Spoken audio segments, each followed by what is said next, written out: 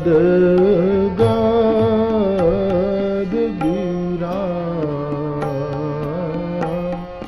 नयन बहनीरा गद गद गिरा नयन बहनीरा काम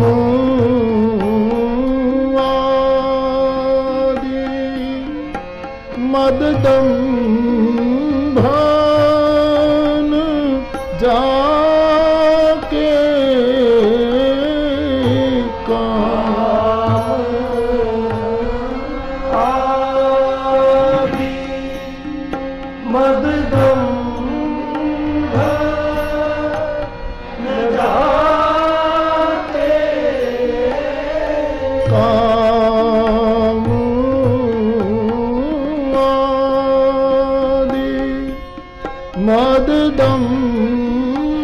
मददम्भन जाके काम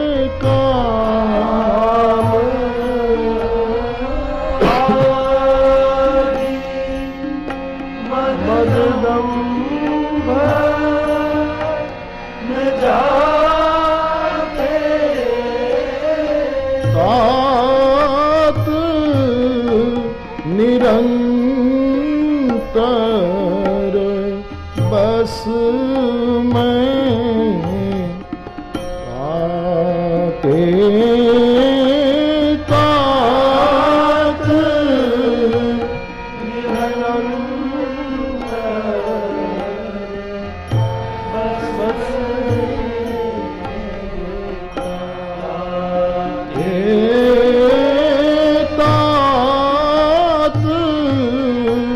निरंतर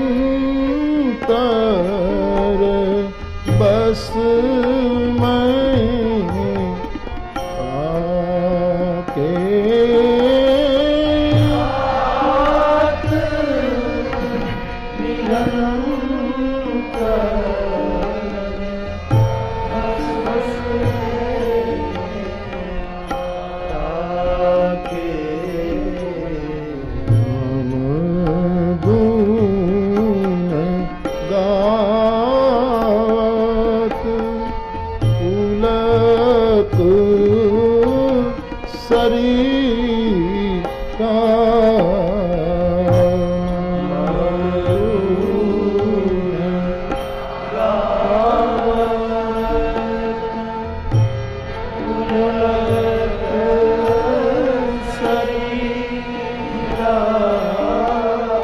गद गद गिरा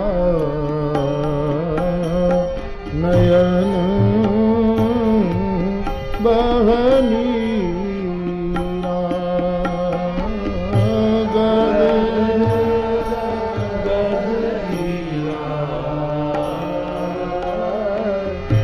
नयन बहनीरा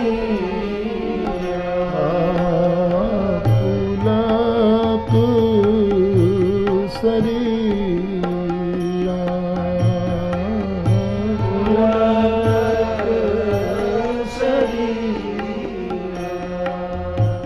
नयन बहनीरा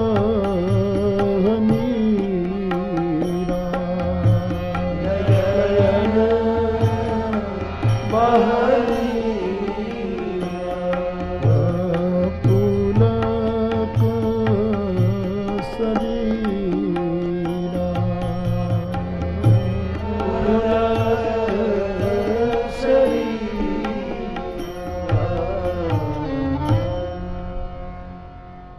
बोलिए पूज्यपाद गोस्वामी तुलसीदास जी महाराज की।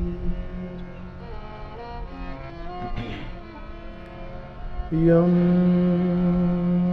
प्रव्रजन्त मनुपेतं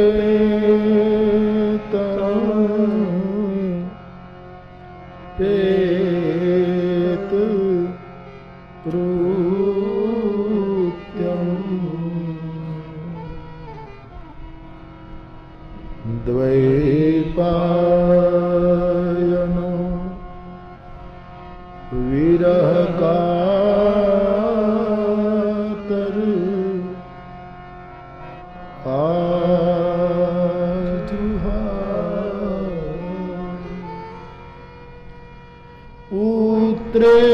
पुत्रेति तन्मयतया तरवो भिनेदु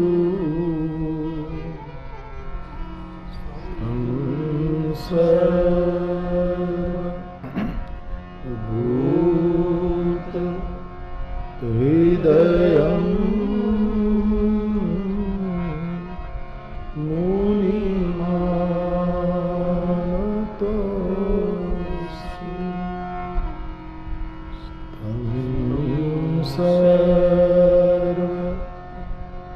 सर्वभूत हृदयं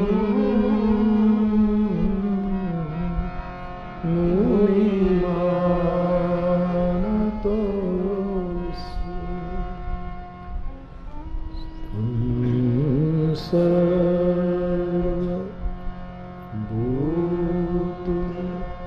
हृदयं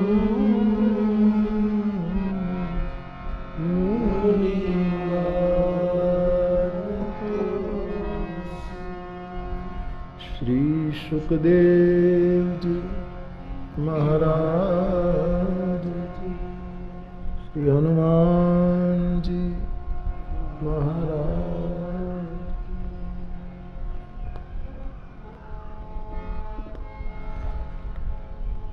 सूत जी ये कथा शौनकादि महापुरुषों को सुना रहे हैं। प्रधान रूप में भगवान शुक परीक्षित को कह रहे हैं। श्रीमद् भागवत जी के 10वें स्कंद अंतर्गत ये गोपी गीत जिसका दर्शन हम कर रहे हैं,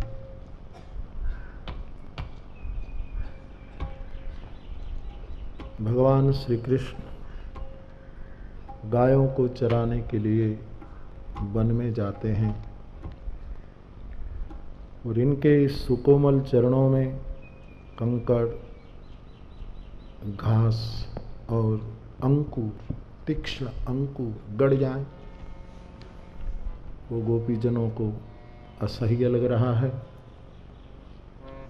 इसलिए 11वें श्लोक में गोपी मध्यरात्रि को सुबह का स्मरण कर रही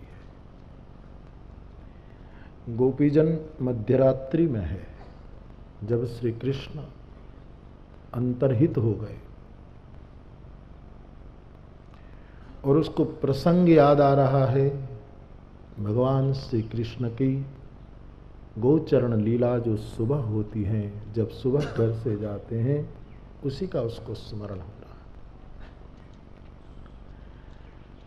कल हम गोपियों की पीड़ा के कुछ विशिष्ट कारण की तलाश की कि भगवान श्री कृष्ण गाय चराने के लिए जाएं, वो तो प्रेम के कारण पीड़ा है ही, लेकिन मूल कारण कई वस्तु उनकी चली जा रही है और प्रेम का जो दुख है वो दुख ही रहता है, जिसकी चर्चा हमने कल की। कल ये भी चर्चा हुई कि गोपीजन ये कहते हैं कि आप व्रज छोड़ करके वन में क्यों जाते हैं? हमारा अंतःकरण व्रज है, उसी में आप रहें। आप पशुओं के पीछे क्यों जाते हैं? ये जो उसके आधार पर एक जिज्ञासा है, उसको पहले उठा लो।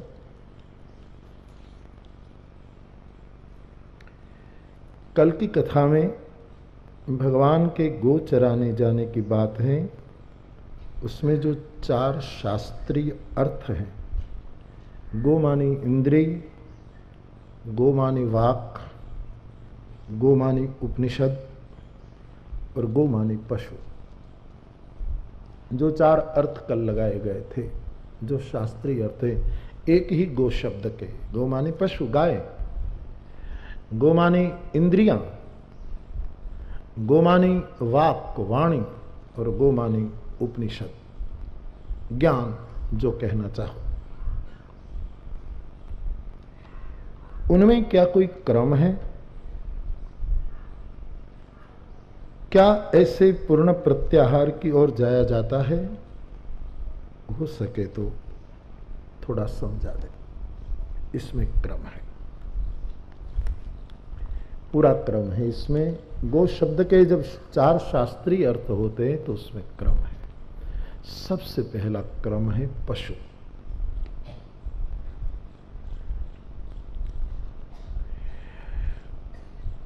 गो शब्द का अर्थ जब पशु होता है तो क्रम सबसे पहला लगेगा पशु, उपक्रम वहीं से शुरू होगा। उसके बाद क्रम में आएगी इंद्रियां, उसके बाद क्रम में आएगा वाक वाणी, उसके बाद अंत में आएगा उपनिषद। यही क्रम है। क्यों?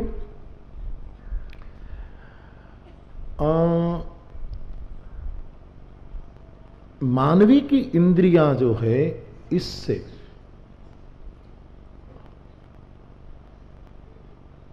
पशु जो है वो ज्यादा मूढ़ है, निम्न स्तर पर है। मानवीय इंद्रियां जो हैं वो विवेक का विचार कर सकती है, सार असार क्षीर नीर का विचार कर सकती है। जो पशु है वो कुछ बाबतों में सार असार क्षीर नीर अथवा तो संबंध के बारे में उसकी इंद्रियां विचार नहीं कर सकती।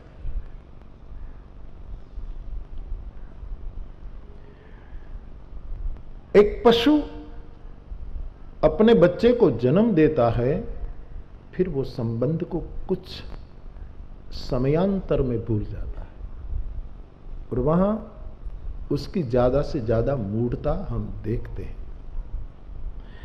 गाय ने बछड़े को जन्म दिया, गाय उसको चाटती है, बछड़ा उसको प्यार करता है, सब होता है। बछड़ा बड़े होने के बाद गाय और बछड़े का संबंध नहीं रहता, भूल जाते हैं। कभी कभी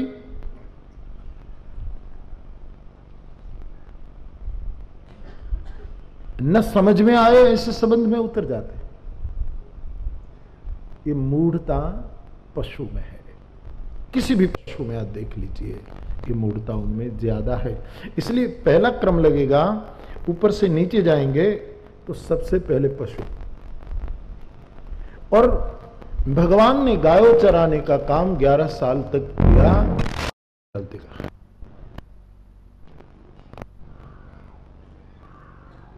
कई इंद्रियां ऐसी है, जैसे कुत्ते की नाक आदमी की नाक को मार देती है, मूलतः पराजित कर देती। कुत्ते की नाक, उसमें जो गंध की ताकत है, इसलिए बड़े बड़े गुनहगारों को खोजने के लिए कुत्ते का उपयोग दुनिया भर में होता है।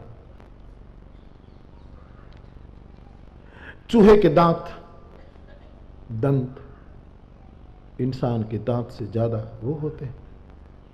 वो तो कहते हैं कि अपने आप कट जाते हैं, वरना वो दांत क्या कर सकते, न जाने क्या करता। कई प्राणियों की इंद्रियां मनुष्य की इंद्रियों से ज्यादा बलवत्तर है, फिर भी मनुष्य की इंद्रियों का हमारी इंद्रियों का दूसरा स्थान है क्रम। तीसरा स्थान है वाणी। इंद्रियों से ज्यादा महत्व है वाणी का। वाणी करीब करीब सभी इंद्रियों के विकारों को शांत कर देती है। अब ये कथा चल रही है, मैं बोल रहा हूं, आप बोलेंगे कीर्तन में, उसी समय और इंद्रियां दब जाती है और इंद्रियां शांत हो जाती है। तो इंद्रियों का राजा जो है वो भी शांत हो जाता है, कभी कभी मन भी तो चुप हो जाता है। वाणी में ये सामर्थ्य है। इसे बोला जाए बोला जाए बोला जाए, आप सोच नहीं पाएंगे, आप अवाक से हो जाएंगे। ये वाणी की शक्ति है। तो वाणी का स्थान तीसरा है। लेकिन वाणी से भी तो कुछ नहीं बनता। नायम आत्मा प्रवचने न लभ्यो, उपनिषद की ये डिम डिम घोषणा है कि बोलने से परमात्मा नहीं मिलता। कोई अच्छा वीणा वादन कर दे, कोई अच्छा वाद्य बजा दे, तो शंकराचार्य महाराज कहते हैं कि राजा प्रसन्न हो जाए और उसको कुछ भेंट दे दे, सम्मान दे दे, उपाधि दे दे, ठीक है, लेकिन इससे ब्रह्म मिलने वाला नहीं। वाणी से नहीं मिलता। सभी वाणी वालों ने उसको नेति कहकर पुकारा है।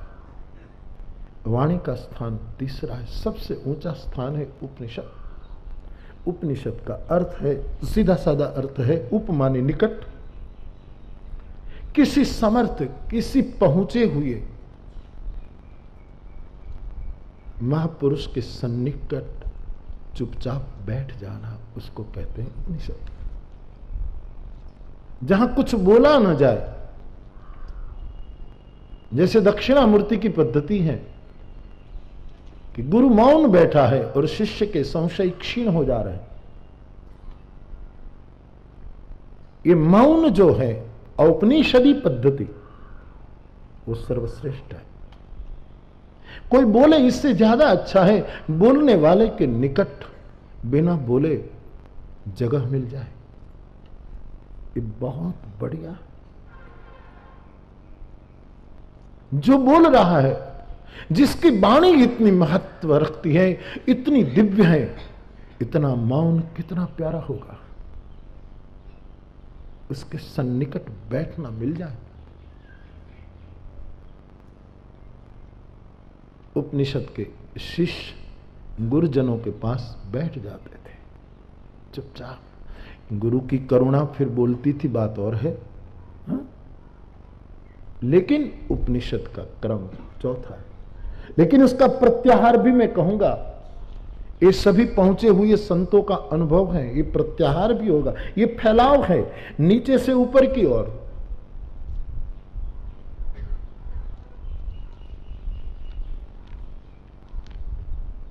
फिर ऊपर से नीचे की ओर।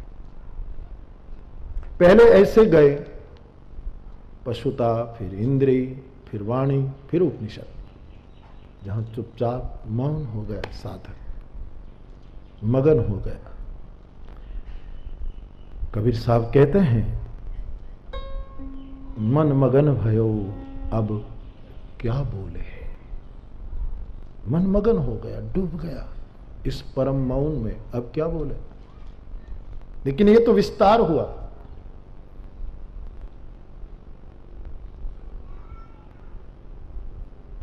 उसको नीचे से ऊपर की ओर लगा दीजिए। ये सबसे पहला प्रश्न है। फिर उसको ऊपर से नीचे की ओर लगा दीजिए। ये प्रत्याहार है। उपनिषद में गया साधक, फिर वाणी में तदपि कहे बिनु रहा न कोई, फिर बोला। जिस गाय के आंचल में दूध भर जाता है, वो पहाड़ पर दूध दो देती है, पत्थर पर दूध को छिड़क देती है। जिसको अनुभव हो जाता है मौन में, वो करुणा करके बोलने लगते। भले चंद शब्द बोले, लेकिन बुद्ध बोले, जरूर बोले। ये फिर नीचे का क्रम है। तदपि कहे बिनु रहा न कोई, फिर बोलना पड़ता है, बोलेगा। भगवान महावीर सब छोड़कर जंगल में गए, लेकिन पाया तो जो पाया वो प्रसाद विचरण करने के लिए भिक्षा के बहाने नगर में आए, चंदन बाला के द्वार पर आए। क्यों? जो मिला था वो बांटना था। तदपि कहे बिनु रहा न कोई। बुद्ध क्यों आए फिर नगरों में? भिक्षा के बहाने। इतना प्रगाढ़ मौन, भले थोड़ा भी मुखर तो हुआ।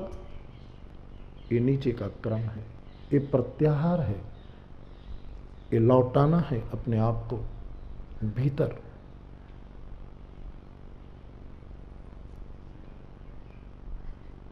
तो उपनिषद मौन है, फिर वाणी, फिर बोलता है आदमी, और फिर इंद्रिय में आता है। पहले जाता था ऐसे ऐसे तो इंद्रियां काम में लगती थी, अब इंद्रियां लौटते समय राम में लग रही है। इतना अंतर हो जाएगा। अब जो नीचे की ओर आए, इंद्रियों की ऊर्जा एक दूसरा केंद्र खोज लेती है, क्योंकि उसने पहले जाते समय बहुत बड़ा स्वाद चखा है। इस स्वाद का उसको स्मरण है साधना में, और फिर वो पशुवत हो जाता है, जड़ भरत की तरह। ये बिल्कुल नीचे आ जाता है, जिसको परमहंस कोटि कहते हैं, बिल्कुल जड़ भरत। क्या वो भागवत जी के भरत जी को पता नहीं था? लेकिन उसको स्मरण है कि एक मृग के बच्चे में मैं गया तो मेरी क्या दशा हुई। इसलिए परमहंसी दशा, बिल्कुल पशुन जड़ता आ जाती है। दुनिया को लगते हैं बिल्कुल पशु जैसा व्यवहार, जहां भी पड़े पड़े रहे, सोए सोए, खाए खाए, न खाए न खाए, बिल्कुल पशुवत। उसको ही भारतीय अध्यात्म अनुभव जिसने किया है, उन्होंने ऐसी व्यक्तित्व को ही परमहंस की उपाधि प्रदान की है। मेरी समझ में ऐसे क्रम विकसित होता है, उसी तरह उसको लौटाना होता है। लेकिन पहले विकसित हो जाएगा, फिर प्रत्याहार कर जाएगा, तो दोनों में फायदा ही फायदा है। इसी क्रम में ही जाना पड़ता है। ये एक बिल्कुल स्वाभाविक क्रम है। जब तक हमारी मूर्ता है नहीं जाना, तब तक पता नहीं रहता। एक बात, बालक है पहले पशुवत होता है,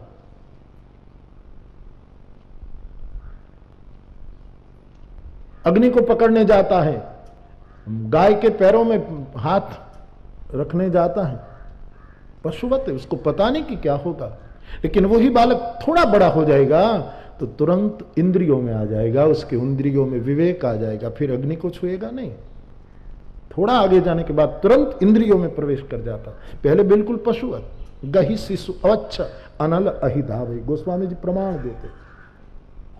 सर्प को पकड़ने दौड़ता है, ना समझ पशुवत बालक, लेकिन फिर उसमें इंद्रियां काम करने लगती है, इंद्रियों में विवेक आने लगता है। और ध्यान देना, सबसे बड़ा इंद्रियों का राजा जो मन है, वो भी बालक में बहुत रूप में जागृत होने लगता है। आपने देखा होगा, ये तो बाजे बजते हैं ना घर में, तब किसी को पता नहीं रहता, लेकिन एक छोटा बच्चा घर में होता है 1.5-2 साल का, थोड़ा समझा है, थोड़ा मन उसका सचेत हो चुका है, और उसके बाद उसी की माँ दूसरे बच्चे को जन्म देती है, तो मन वाला बच्चा ईर्ष्यालु हो जाता है कि ये मेरे प्यार में भाग लगाने वाला दूसरा कौन आ गया। ये बहुत सुख, मनोविज्ञान ने उस पर बहुत खोज की।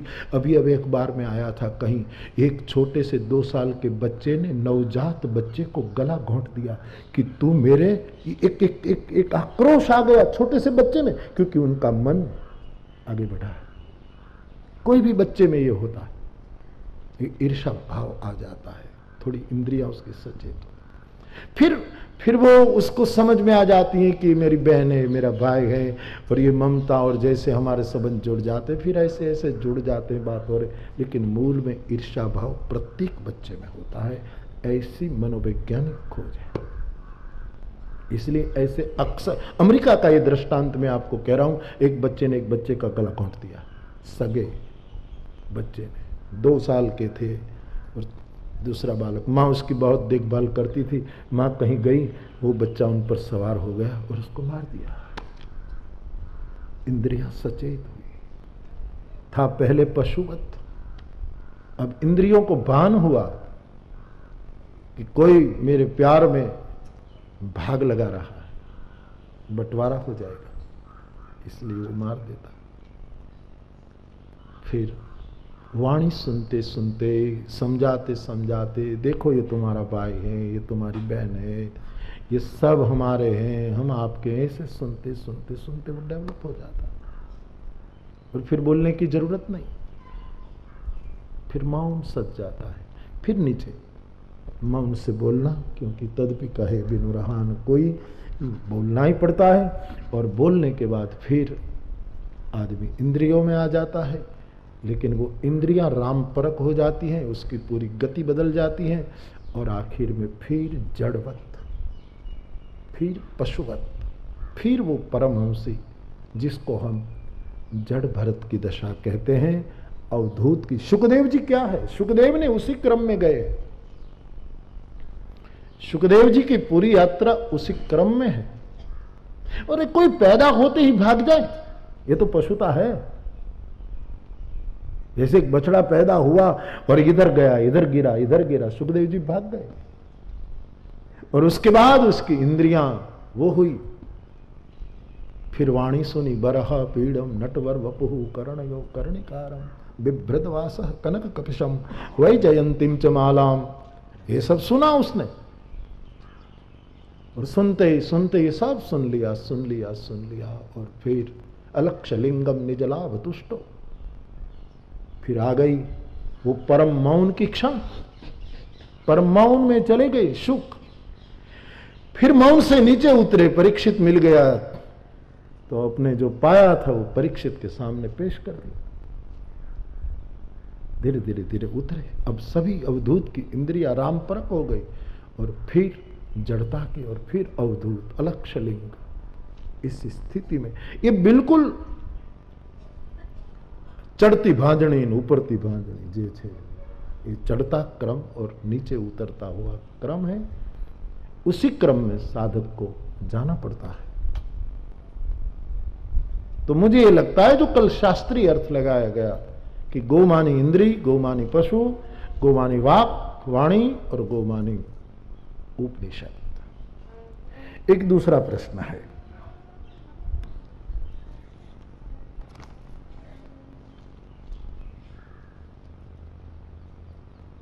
प्रेम सहज स्वभाव है, जो कल कहा व्यासपीठ ने, क्रिया नहीं है प्रेम, प्रेम स्वभाव है।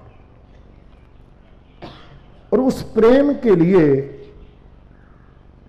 केवल पुरुषार्थ ही काम में आएगा कि प्रभु प्रार्थना का बल भी लगाना पड़ेगा। थोड़ा हम चले, थोड़ा वो चले। आदमी को प्रेम की तड़प, जब प्रेम में और कोई पुरुषार्थ नहीं हो सकता, वो कोई मंथन नहीं कि हम मंथन करते, ये कोई क्रिया नहीं है कि क्रिया से प्रकट हो जाए। प्रेम से ही परमात्मा प्रकट होता है। उसके बाद की भूमिका बताइए, लेकिन उसके लिए कोई क्रिया संभव नहीं है। लेकिन तड़पना, प्रेम में दो वस्तु होती है, प्यास और तृप्ति। आचार्यों ने क्या कहा, प्यास और तृप्ति दो वस्तु।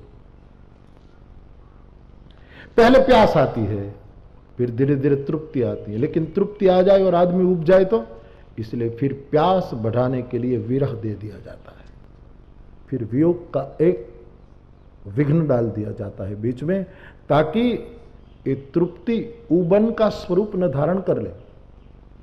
यही नियम है। अभी सुबह सुबह मुझे पूछा गया, मैं आ रहा था, मैं जवाब दे रहा था कि कोई भी एक रस वस्तु हमको उबा देती है। रोज एक ही चीज आप खाओ तो कभी चेंज करने की इच्छा हो जाती है कि थोड़ा आज चेंज करें।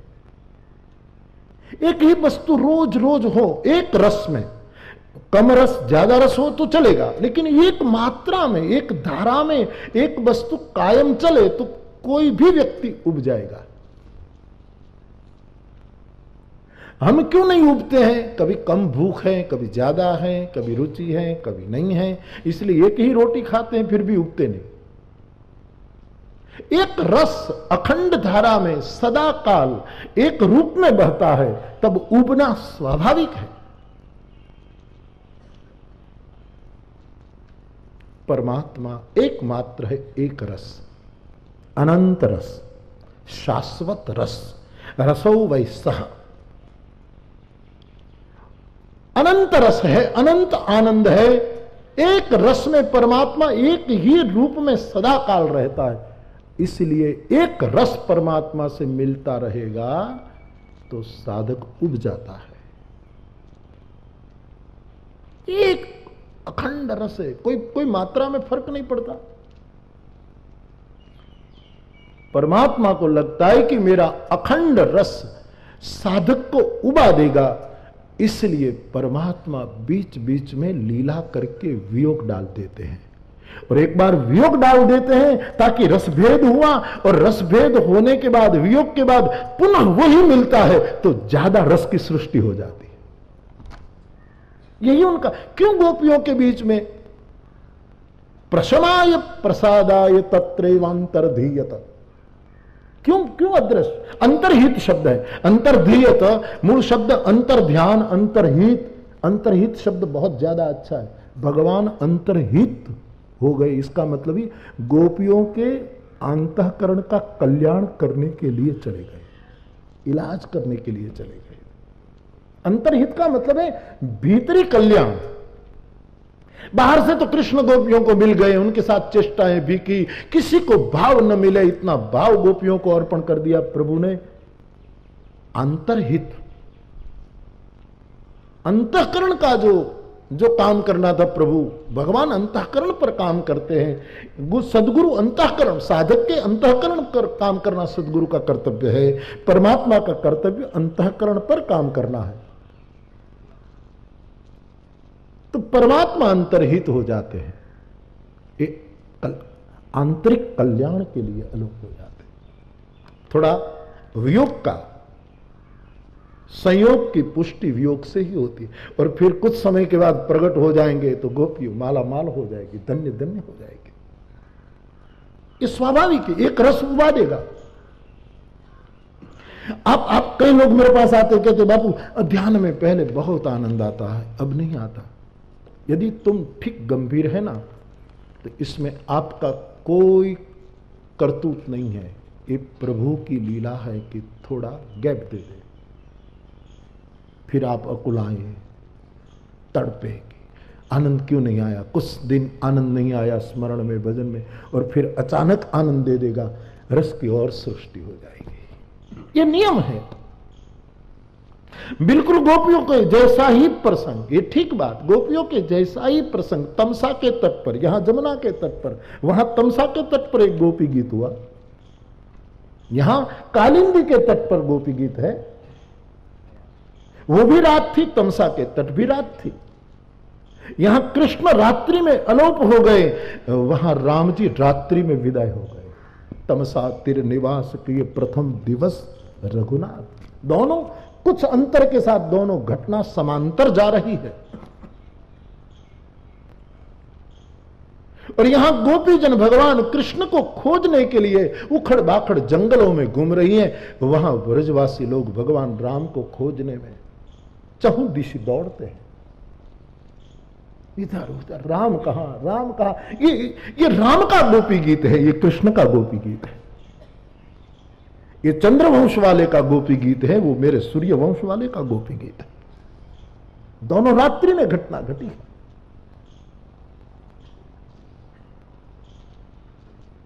निंदहि आपु सराही मीना, ये जो रामचरितमानस वाला गोपी गीत है, प्रकार विलग है, लेकिन आप उसका समन्वय कर सकते हैं।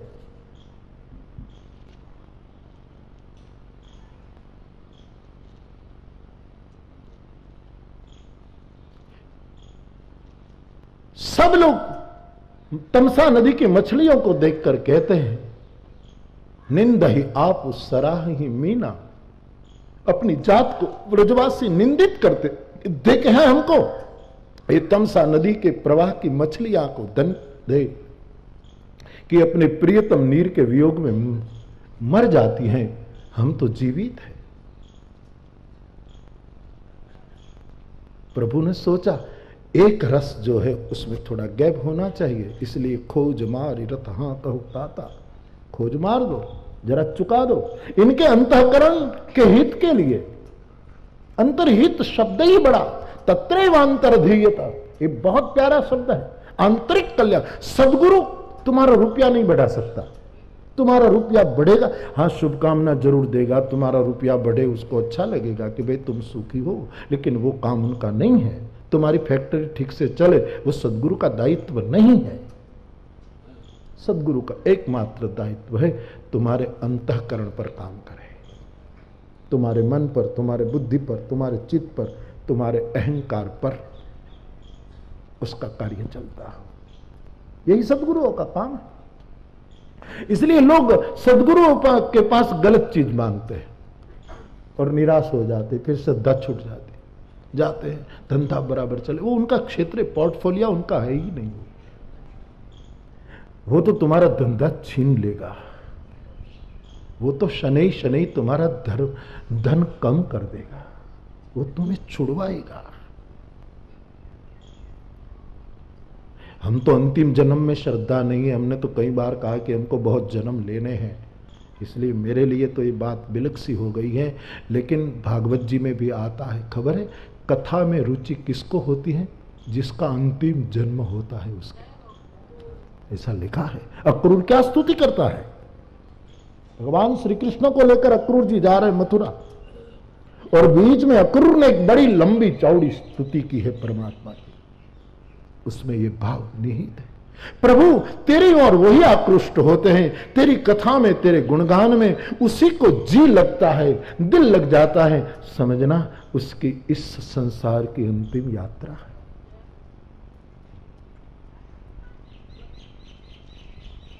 तब कथामृतम तप्त जीवनम कवि भीड़ितम कल्मशापहम। फिर आचार्यों ने बहुत से अर्थ लगाए उस परक, जिसकी अंतिम यात्रा है वो ही को ही, उसी को ही इसी में रस लगता है, वरना नहीं आता। सदगुरु अंतःकरण पर काम करता है, और मनोवैज्ञानिक केवल मानवीय मन पर काम करता है, सदगुरु चारों पर काम करता है। चारों पर काम करना सदगुरु का कार्य है। देखो गीता में अर्जुन के मन पर काम किया, अर्जुन के चित्त पर काम किया, अर्जुन की बुद्धि पर काम किया, और अर्जुन के अहंकार पर काम किया। चारों पर काम कर, पूरे अंतःकरण को वो अपना कार्यक्षेत्र बना लेते। तो धंधा बढ़े, कोई सदगुरु ऐसा नहीं होगा कि अपने आश्रित का धंधा न बढ़े ऐसा सोचे, चाहेगा तो वो भी, लेकिन जानता है कि ये सब होने वाली बात नहीं। इसलिए सच्चे सदगुरु हो ना कोई, उसके पास दुकान का उद्घाटन मत करवाना, बंद हो जाएगी। इधर उद्घाटन किया और उधर बात खत्म होगी। उसकी फैक्ट्रियों का उद्घाटन मत कराना, मशीन बंद हो जाएंगी। उनका कार्यक्षेत्र नहीं है बाप, वो तुम्हें अमृत देना चाहते हैं और आप छाछ मांग रहे हैं। और वो कहेगा छाछ का कहीं और क्षेत्र है, वहां जाकर मांग लो, ये बड़ा मंथन करके हमने अमृत एकत्रित किया, तुम हमसे छछिया मांग रहे हो।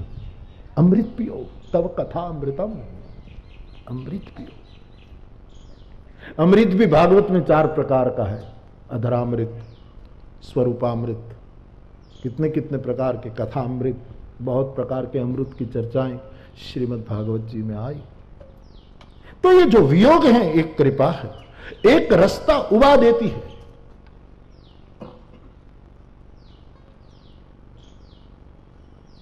कथा में भी एक रास्ता उबा देगी, तुमको नींद आएगी, ध्यान देना।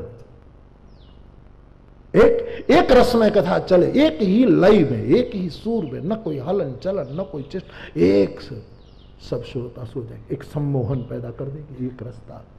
हिप्नोटिज्म करने वाले लोग कहते हैं कमजोर आदमी को कहो बैठ जा बैठ जा बैठ जा बैठ जा बैठ जा बैठ जा, बैठ जाएगी। तुम्हें नींद आ रही है, तुम्हें नींद आ रही है, तुम्हें नींद आ रही है, तुम्हें नींद आ रही है, तुम्हें, आदमी सो जाएगा, हिप्नोटाइज कर देता। ये तो दुनिया के प्रत्यक्ष प्रयोग है ना। एक ही बात इंसान के मन पर टकराती है, असर करती है, असर लाती है। एक रस में कथा होगी तो क्या, कई लोग हमको भी कहते हैं बापू एक रस में कथा होनी चाहिए, तुम सो जाओगे प्यारे। इसलिए कथा देवी कई रूप धारण करती है। ये तो नवदुर्गा है कथा, तो साक्षात नव दुर्गा है। ये तो पढ़ गई पंडित माँ, पहले दिन कुछ और रूप है, दूसरे दिन उसका और रूप है, तीसरे दिन 9 दिन में कथा देवी का, कथा दुर्गा का, और वही महामोह रूपी महिषासुर को मार देती है। महामोह महिषेष विशाला राम कथा कालिका का, ये 9 दुर्गा है कथा। 9 दिन की राम कथा क्या है? 9 दुर्गा की स्थापना है। इसलिए मैंने भावनगर में कहा था कि हम और आप गरबा क्या क्या करते हैं। गरबा तो शिव और पार्वती ने किया। ये रामायण जो है वो गरबा कैलाश पर पधराया, शंकर ने गाया भवानी ये जील्यू मंगल भवन अमंगल हारी उमा सहित जेहि जपत पुरारी।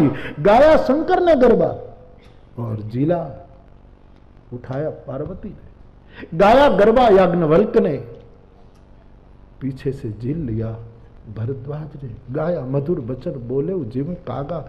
मेरे कागभूषुंडी जी ने नवरात्र महोत्सव मनाया नीलगिरी पर। गरुड़ ने उसको स्वीकार किया। तुलसीदास जी ने गाया, उनके मन ने उसको ताल दिया, साथ दिया। कथा 9 दुर्गा है, 9 प्रकार का रूप था, 9 रस है। लेकिन एक वस्तु मैं जरूर कबूल करूं, कथा के 9 रस शांत रस से प्रकट होने चाहिए। इसके मूल में बैठे सोह काम रिपु कैसे, धरे शरीर शांत रस जैसे। मूलतः शांत रस, शांत रस मूलतः। आदमी की जागृति के लिए रस भेद आवश्यक है, और ये कोई किया नहीं जाता। सिद्ध वक्ताओं को स्वाभाविक होता है। करने में तो अभी नहीं है, करने में तो कर्तापने का भाव है। सिद्ध वक्ताओं में वो स्वाभाविक है। ऐसा एक परम वक्ता है भगवान श्री कृष्ण।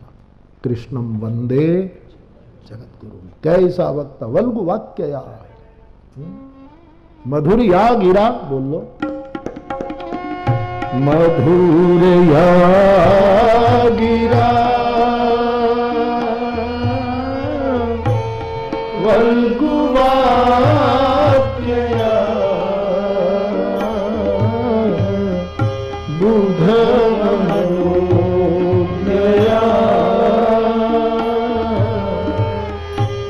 पुष्करे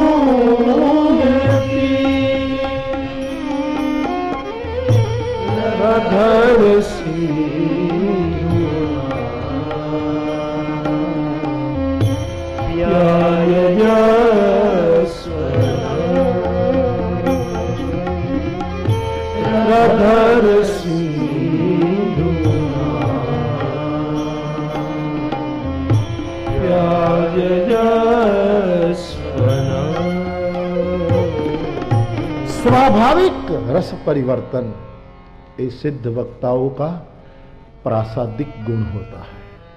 श्री कृष्ण सर्वश्रेष्ठ वक्ता है, भगवान शिव सर्वश्रेष्ठ वक्ता है, सुखदेव जी सर्वश्रेष्ठ वक्ता। ये स्वाभाविक। एक ही रस में कथा चलेगी तुम सब सो जाओ, सही में मैं तो कर ही नहीं सकता, वरना मैं कोशिश करूं एक रस में तो 15 मिनट पे तुम्हें सुला दूं। ये स्वाभाविक है, जिसको अंग्रेजी में फ्लैट कहते हैं। एक ही पंक्ति को आप सीधे साधी गाए जाओ, सीधे।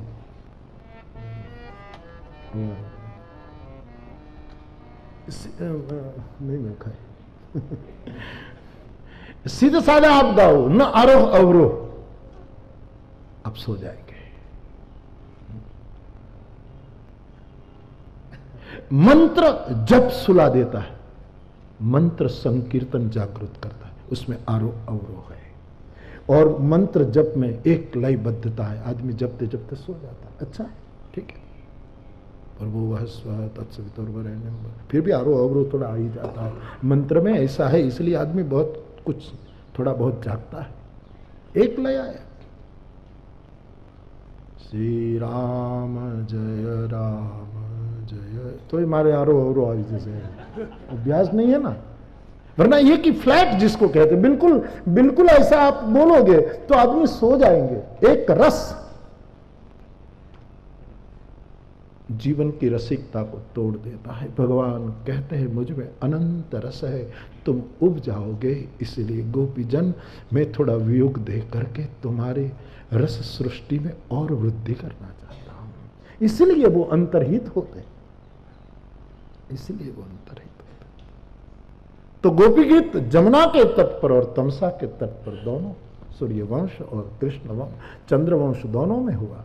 रात्रि का ही समय है, यहां गोपियां खोजती हैं, वहां सब खोज रहे हैं, इसी तरह रो रहे हैं सिसक सिसक कर। तो बड़े बूढ़े ने समझा दिया कि भाई चलो, पीछे जाने से अब कोई फायदा नहीं, अब लौट आओ और राम के लिए घर में बैठकर भजन करो। राम दरस हित नैम व्रत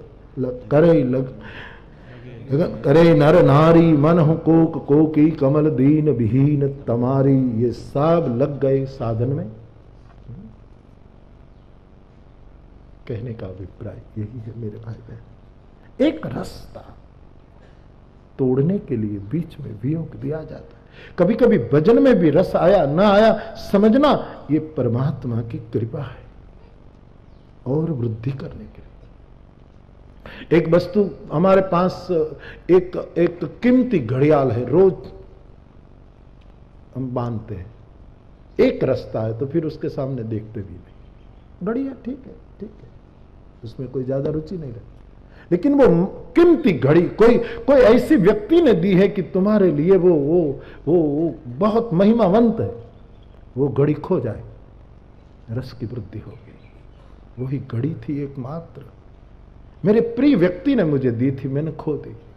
बस फिर एक तड़पन, एक आंसू, ये और फिर कुछ दिन में वो घड़ी मिल जाए तो फिर पहले थी इससे ज्यादा रस सृष्टि हो जाएगी। उसी तरह कृष्ण अंतरि तत्रैव अंतर्धि, और दो शब्द यहां प्रयोग है, प्रशमाय प्रसादाय। ये दो आचार्यों ने कहा, ये दो व्यक्ति के लिए उनके दो केंद्र है। प्रशमाय शब्द है समस्त गोपीजनों के लिए, प्रसादाय शब्द है केवल वो प्रधान गोपी जो कृष्ण लेकर चले गए थे, उनके लिए प्रसादाय शब्द है। सब गोपियां जो है उनके लिए प्रशमाय शब्द है, और एकमात्र गोपी जो प्रधान है, जो कृष्ण उसको लेकर गए थे अंतर्धित होने के समय, उसके लिए प्रसाद है। क्योंकि दो केंद्र हैं, मद और मान। समूह को मद हुआ, प्रधान गोपी को मान हुआ।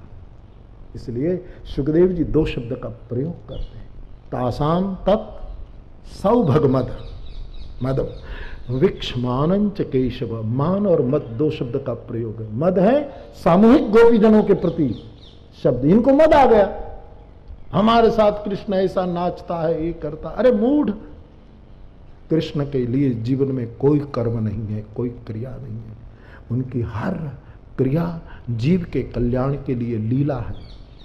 इसलिए कृष्ण की, लेकिन ये लीला शब्द प्रयोग करने में आज के देश काल में लोग गलत अर्थ करते हैं। ये शब्द हम कहीं के साथ लगे थे, भाई वो करे, वो तो वो लीला है। नहीं नहीं, कृष्ण ही मात्र लीला कर सकता है। तुच्छ जीव पंच भौतिक विकारों का पुतला लीला से बचिएगा। करवी तो नौरता में 2 कलाक राते करीने पाछा सुई जाओ, जो भवाई करते हैं, जो रामलीला करते हैं। बाकी लोग क्या करते हैं, अरे भाई वो तो महापुरुष है, उसकी तो लीला होती। नहीं नहीं, इसमें समाज को बहुत बड़ा धक्का पहुंचा है। लीला के नाम पर लीला कर सकता है सर्वलोक महेश्वर श्री कृष्ण, लीला करता है राम, लीला कर सकता है शिव।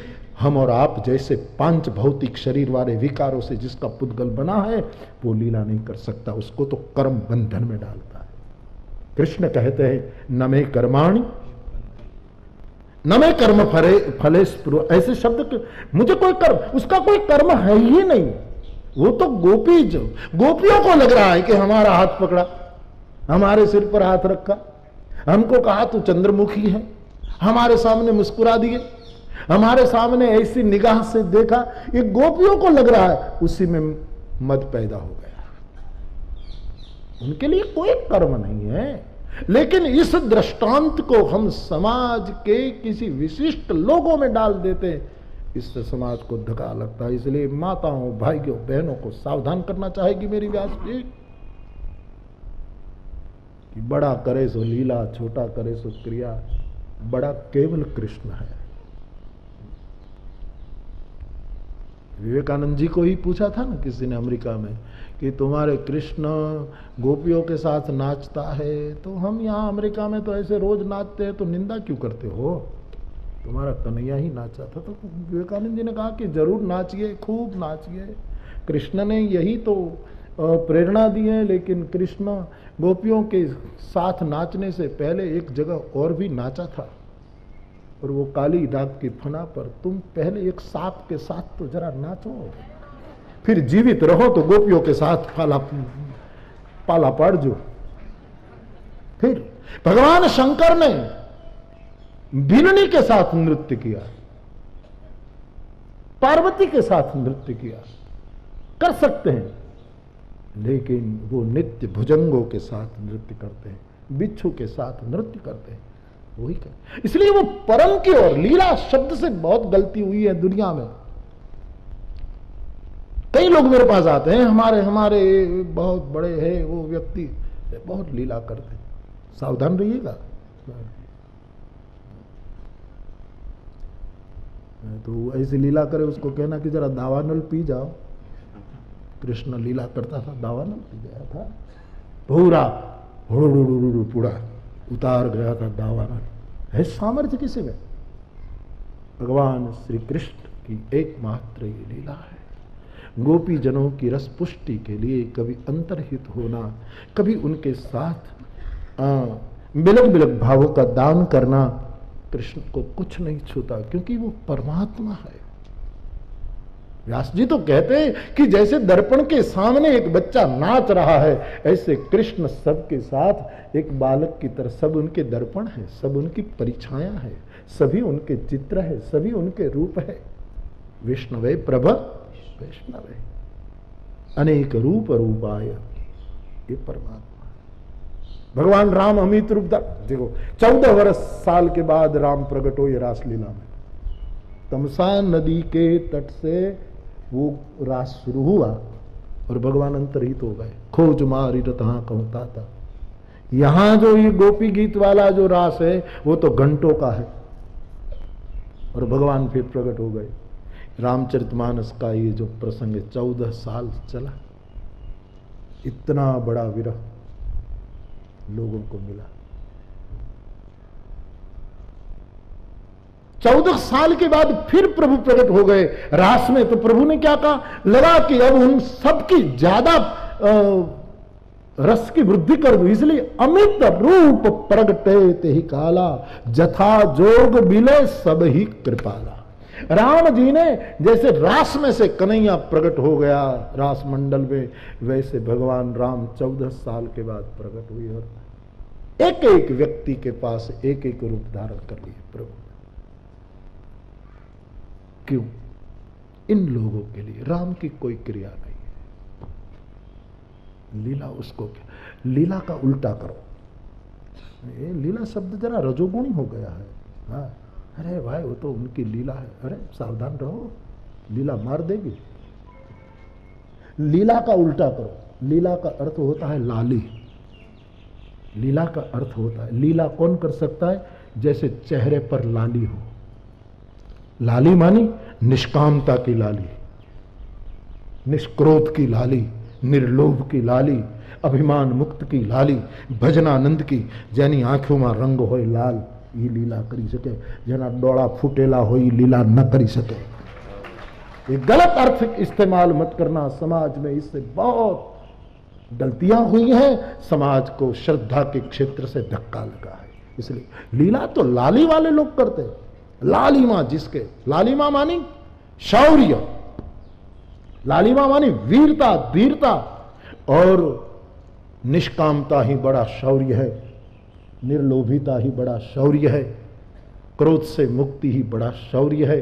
षड रिपुओं को जीता वही बड़ी शूरवीरता है। ऐसी जिसके चेहरे पर लाली है, जिन आंख में जने लाल दोरा हो, ये लीला करी सके। कोडियो जी भी आंखें हुए वो लीला नहीं कर सकते, वो तो पाप करते हैं, वो तो वासना को पोषते हैं।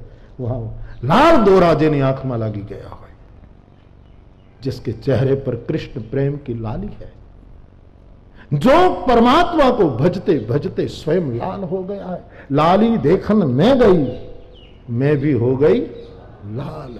जो लाली को, राधा को स्मरते समरते इस परम ऊर्जा को प्राप्त करते करते जो खुद लाली मां से भर गया, वही लीला कर सकता है। सावधान रहिएगा। भगवान श्री कृष्ण अंतर्हित होने के बाद प्रकट होते हैं वो रस वृद्धि के लिए, क्योंकि अनंत रस, एक रस परमात्मा है। इसीलिए साधक उब जाता है। ये उब न जाए इसलिए बीच बीच में तत्रैवांतर तमसा के तट से चले गए, कालिंदी के तट से कृष्ण चले गए रस वृद्धि करने की। खो गई थी खड़िया, मिल गई और ज्यादा खुशी होती। एक बच्चा कायम अपने पास है, अपना बच्चा है तो इतना भाव नहीं, लेकिन कोई उसको उठा ले जाए और फिर 15 दिन के बाद फिर वो बच्चा मिले, देखो भाव की और अनंत सृष्टि हो जाएगी। इसी मानसिकता इस प्रसंग के पीछे लगी। तो गोपियों का जो समूह है उसको मद हुआ, और प्रधान गोपी जिसको राधा जी कहते हैं, जो नाम देना चाहो, उसको मान हुआ। इसलिए सुखदेव जी 2 शब्द प्रयोग करते हैं, विक्षमानंच केशव। गोपी जन जो संख्या में है उनके मद को प्रशमाय, प्रशांत करने के लिए, उसके मद को शांत करने के लिए, उसके नशे को बिठाने के लिए, और प्रसाद आए। जो मानिनी गोपी हैं, जो मुख्य प्रधान गोपी हैं, जिसको मान हो गया था कि इतनी गोपियों को छोड़कर कृष्ण मुझे अकेली को लेकर जा रहे हैं, ये जो अभिमान हो गया, मेरे वश में अब पूरा पूरा है। तुलसीदास जी कहे गया बस, वश में तो उसका रहता है, काम आदि बद दंभन जाके, तात निरंतर बस में ताके। तो ये मानुनी गोपी जो है उसको प्रसन्न करने के लिए भगवान ने कंधे पर बिठा दिया। हाँ, क्या लीला की है, कंधे पर बिठा। वो उसने नाटक किया, अब हमसे चला नहीं जा रहा। मान तो देखिए, अब हम नहीं चला पा रहे, रात को आप हमको लिए तो जाते हैं, लेकिन हमसे चला नहीं जा रहा है, हम बहुत मुश्किल में है, अब हम नहीं जाएंगे। मान कर रहे, भगवान भी उनके साथ ऐसी लीला में बोले न चला जाए तो कंधे पर आ जाओ, कंधे पर बिठा। ये चला नहीं जाता था क्या, ये दंभ था। एक के पहले काम आया, फिर मद आया, फिर दंभ आया। तुलसी का एक गोपी गीत का मैंने समझ कर नाम दिया है मानस गोपी गीत। पहले काम आया, संत्यज्य सर्व विषयान तब पाद मूला। कृष्ण तेरे चरण कमलों के लिए हमने समस्त वासना छोड़ दी। लेकिन कौन सी वासना छोड़ी, ध्यान देना, इस शब्द का अर्थ आप ठीक से समझ। संत्यज्य सर्व विषयान तब पाद मूलम। हे गोविंद, जब कृष्ण ने कहा कि आप वापस चले जाओ, आप ऐसी रात में आए वो ठीक नहीं, आप चले जाओ, तब ये गोपियों ने कहा कि आप हमको धक्का देते हैं, हमने आपके चरण कमल के लिए समस्त विषयों को छोड़ दिया है। कहां छोड़ा? वही गोपियां चाहती हैं कि कृष्ण हमारे साथ इस तरह रहे, इस तरह हमारे साथ विहार करे, इस तरह हमसे प्यार करे, मोहब्बत करे, ये चाहती है। कहां विषय छोड़े? विषय छोड़े इसका एक अर्थ है हमने हमारे संसार में जितने विषय थे वो सब छोड़ दिए, केवल तुम्हारे चरण कमल के लिए। और ये सभी ऊर्जाएं, ये सभी हमारी वृत्तियां अब केवल तुझ में लगी है। यही उनका भाव है। लेकिन प्रभु ने कहा ठीक है, वहां का सब छोड़कर आपने सब कर ममता ताग बटोरी, यहां आपने लगा दी। आप महान हैं, आप धन्य हैं कि मां का भाव छोड़ा, पति का भाव छोड़ा, ये सब तुमने छोड़ दिया। संत्यज्य सर्व विषयान तब पाद मूलम,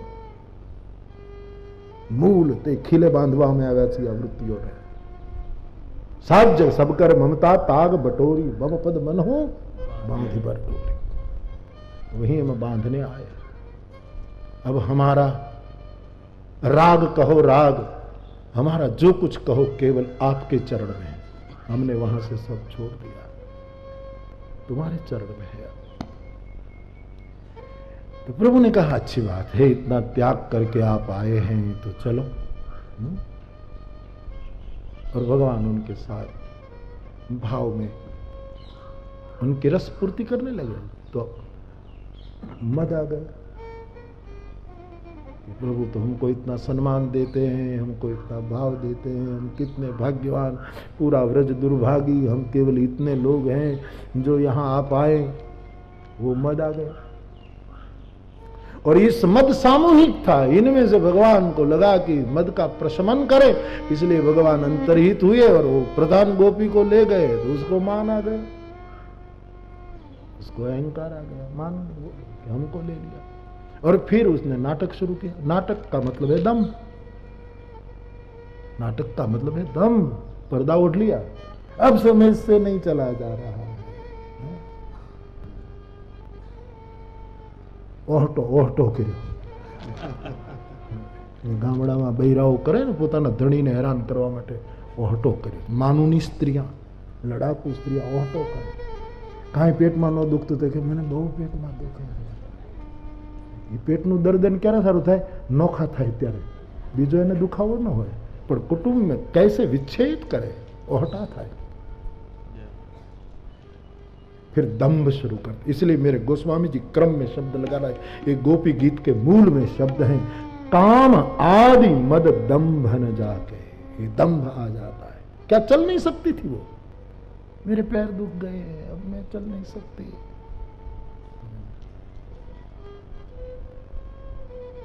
भगवान कृष्ण ने नहीं कहा कि मैं पैर दबा दूं, दबा सकते, वो दबाता है, दबाता है। पैर दबाने वालों को ये बहुत बड़ा आश्वासन है कि कृष्ण ने पैर दबाए हैं। बैठो पलोटत राधिका पायन। कुंज गली में जब खोजने गए तो कहीं कृष्ण नहीं मिला, वैकुंठ में, गोलोक में, साकेत में कहीं भी नहीं मिला। और जब थक थक कर साधक गया तो कुंज गली में कृष्ण राधा जी सोइए और धीरे धीरे उनका पैर दबा रहा, वहां उसने पाया। बैठो पलौटत राधिका पायन। लेकिन भगवान कृष्ण ने भी, उसने तो बड़ा दंभ किया, बड़ा नाटक किया। मैं चल नहीं सकती हूं, मैं थक गई हूं। तो कृष्ण ने कहा जाना तो दूर है, तो अब तो यही होता है कि आप मेरे कंधे पर बैठ जाओ। और उसको कंधे पर बिठा दिया। यही जो दंभ है, यही जो काम है, यही जो मद है, यही जो दम है, क्रम में चला है। यही तो गोपी भाव के जीवन का एक क्रम है। फिर तो आप कथा जानते हैं, कंधे पर बिठा दी। फिर इसमें ज्यादा तो क्या, फिर कभी विस्तार। फिर वो एक वृक्ष की डाली को वो कर लेती, पकड़ लेती, और कृष्ण नीचे से निकल गए, लटक गई गोपी। ऐसे ही साधक लटक जाता है। दंभ, मान और मद। आध्यात्मिक क्षेत्र में तो कृपया मत करना। और क्षेत्र, प्रेम के क्षेत्र में इनको प्रवेश नहीं। प्रेम के क्षेत्र में जब काम आता है, प्रेम के क्षेत्र में जब मद आता है, प्रेम के क्षेत्र में जब दंभ आता है, तब द्वार खुलता ही नहीं। और लोग बड़ाई करते हैं दरवाजे सिर पटक करके कि हमने पा लिया, द्वार खुलता ही नहीं। जैसे जब संदेह आता है तो सत्य के लिए दरवाजा नहीं खुलता। ये जो औपनिषदी जो क्रम है, जहां संदेह आया वहां कभी सत्य द्वार नहीं खुलता। वहां मद, काम और दंभ आया, वहां प्रेम द्वार नहीं खुलता, किवाड़ बंद रहते। तो हमारी चर्चा चल रही थी बाप, प्रेम स्वाभाविक क्रिया है। मेरे कहने का मतलब है क्रिया, तो मैंने कल भी कहा कि क्रिया नहीं है, ये स्वभाव है, लेकिन उसमें परमात्मा की कृपा बहुत काम करती है। और वो कृपा इस ढंग से करता है, कभी वियोग डाल देता है, कभी फिर ज्यादा रस वृष्टि करता है, फिर कभी। तो साधना में मेरी आपसे प्रार्थना है, जरूर उसका दुख व्यक्त करो कि ये रस बात क्यों नहीं रही, लेकिन कभी जप में आनंद आया, कभी ध्यान में आया, कभी ना आया, तो समझना जब तुम उन्हीं के लिए ही कर रहे हैं तब समझना वो अंतर्हित हुआ है, वो हमारे अंतःकरण पर काम कर रहा है।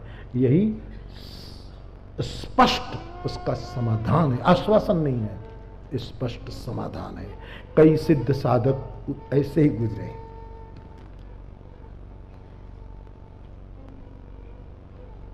एक और प्रश्न है, उसको मैं कल लूंगा, कुछ प्रसंग भेद है।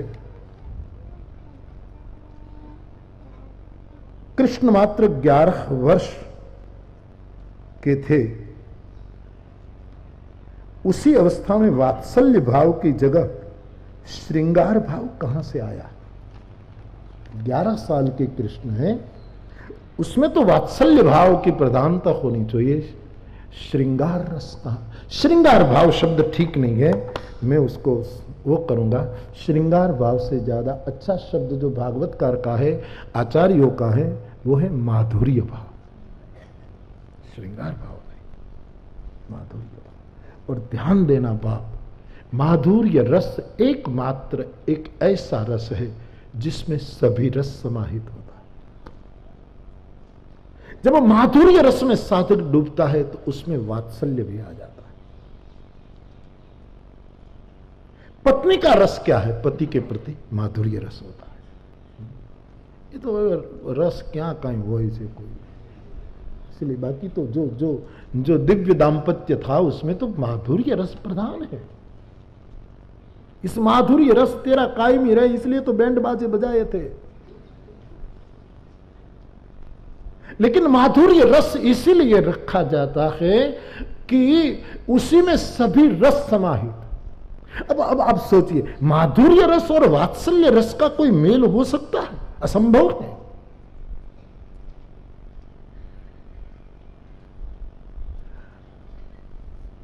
नाट्य कला के आचार्य महर्षि भरत को पूछो, रस की सृष्टि वो करता है भरत। माधुर्य रस और वात्सल्य रस का मेल नहीं है, लेकिन माधुर्य रस में वात्सल्य रस समाहित रहता है। कैसे? एक पति पत्नी है, उसमें माधुर्य रस ही होता है, लेकिन उसमें वात्सल्य आता है कब? भोज्येषु माता। जब पति भोजन करने बैठता है तब वो माधुर्य रस वाली स्त्री वात्सल्य रस में आ जाती है, मां बनकर परोसती है, तुम ज्यादा खाओ, क्योंकि माधुर्य रस में वात्सल्य रस समाहित है। भोज्येषु माता। एक आदर्श पत्नी पति को भोजन कराती है वात्सल्य से, थोड़ा और लो। क्या अनुभव है?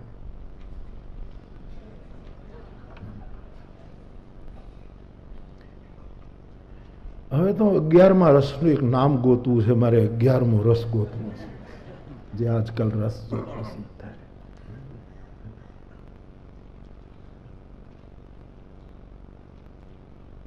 જમવા બેસે ત્યારે જ ઉપાડે, ત્યારે જ શરૂ કરે, ખટ રસ અનરસ કરી નાખે, તમામ ખટ રસ વૈરાગ ઉત્પન્ન કરાવી દે કે આ ભોજન ને આ થાળી ના ઘરનો यार उपाड़े, इस टाइम મળે ને। कभी भी मैं आपसे प्रार्थना करूं, भोजन करते समय घर में कलह मत करना, क्योंकि तुम्हारी थाली में परोसा गया भोजन अन्न नहीं है। उपनिषदों ने कहा अन्नम ब्रह्मेति व्यजानात्, तुम्हारी थाली में परमात्मा परोसा गया है, उसी समय कलह मत करना। कलिलताम का क्या अर्थ है इस श्लोक में? कलिलताम मनः कांत गच्छति, बहुत अद्भुत अर्थ है कली लता। लता का अर्थ होता है वेली, लता। उस शब्द आएगा तब उसकी व्याख्या करूंगा। भोजन के समय पूरा रस बिगाड़ दिया जाता है। बाप, माधुर्य रस इतना महत्व का है कि उसमें सभी रस समाहित हो जाता है। माधुर्य में वीर रस आता है। माधुर्य में वीर रस क्या? माधुर्य भाव में डूबा आदमी भय नहीं रखता, ये वीर रस उसका आ जाता है। माधुर्य भाव में हास्य रस आ जाता है, विनोद आ जाता है, श्रृंगार स्वाभाविक आ जाता है। माधुर्य रस में ये सब रस, इसलिए भगवान श्री कृष्ण का ये माधुर्य रस प्रधान रस है। उसमें सभी रस डूबे हुए हैं, उसी में से सभी रस माधुर्य रस। मधुराधिपते रखिलम अधरम मधुरम वदनम मधुरम अधरम मधुरम वदनम मधुरम नयनम मधुरम हसितम मधुरम नयनम मधुरम हसितम मधुरम हृदयं मधुरं गमनं मधुरं हृदयं मधुरं गमनं मधुरं मधुराधिपते रखिलं मधुरं मधुराधिपते रखिलं मधुराधिपते।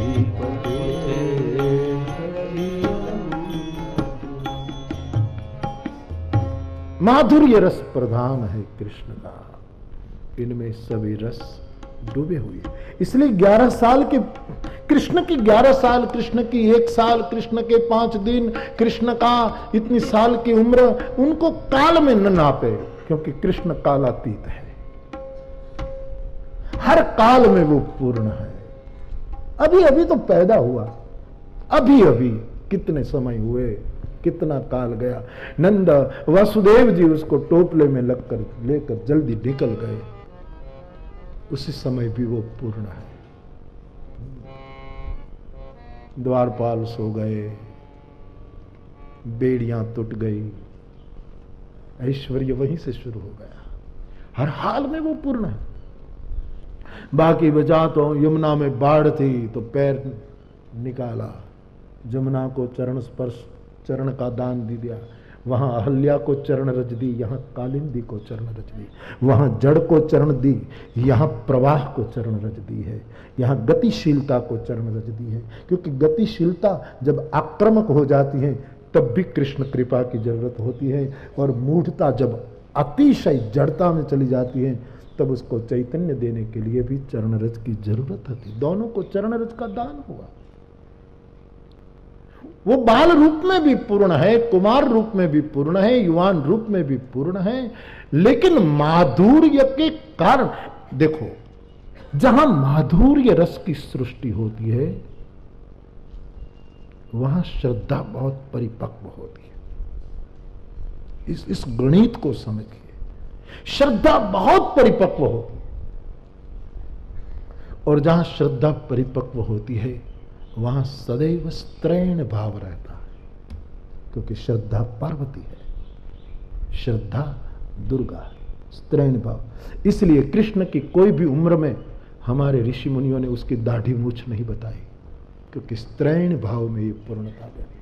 राम को दाढ़ी मूछ नहीं बताई, शंकर को दाढ़ी मूछ नहीं बताई, बुद्ध को नहीं बताई, महावीर को क्या है ना दाढ़ी मूछ उगी नौती, दाढ़ी मूछ नौती कृष्ण को, मानना असंभव है।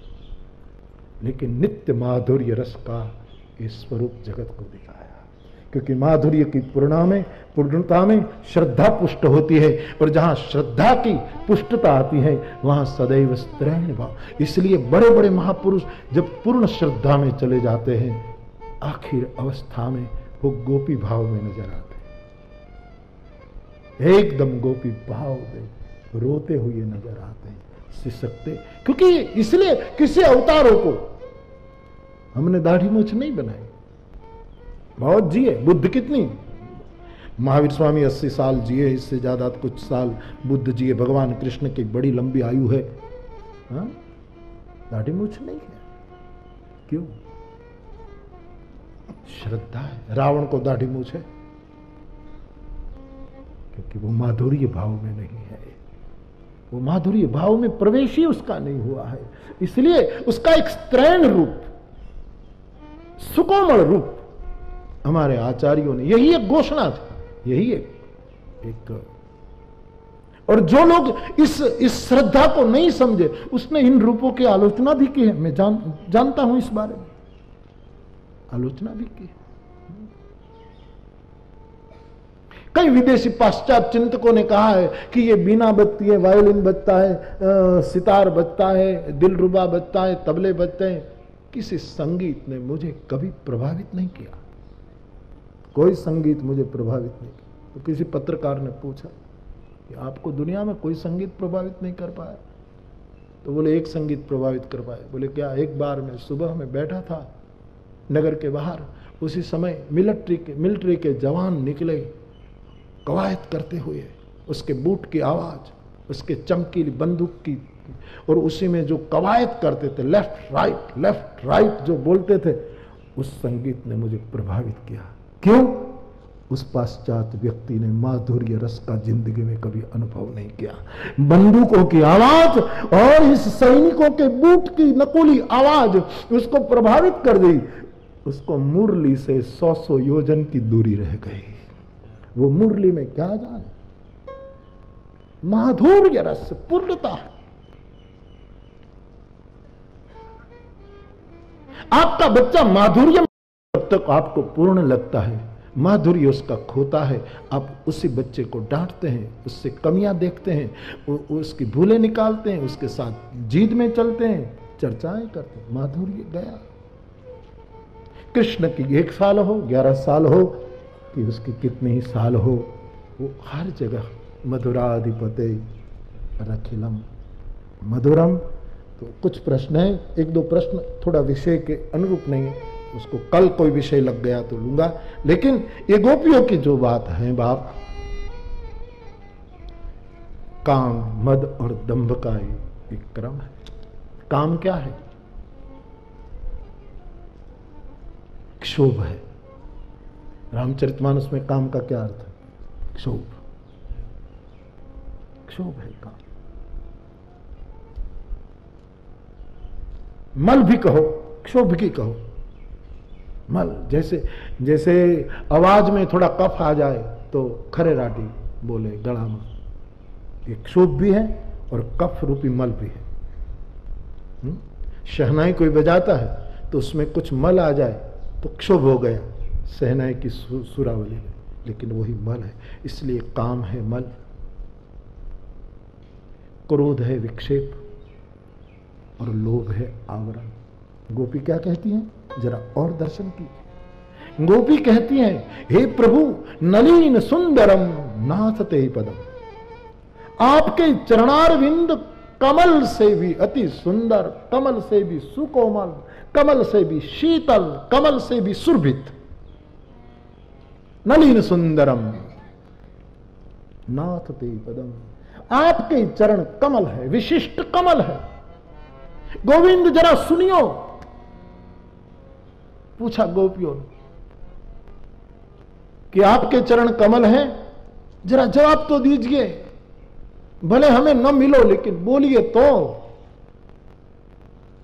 ऐसा कोई संवाद नहीं है तो मैं उठा रहा हूं समझाने के लिए। तो अस्तित्व से कृष्ण ने जवाब दिया कि हाँ ठीक है, मेरे चरण, कृष्ण ने देख भी लिए चरण कि इन्होंने है, बराबर है, कमल जैसे। नलिन सुंदरम नाथ ते पदम, हाँ कमल है।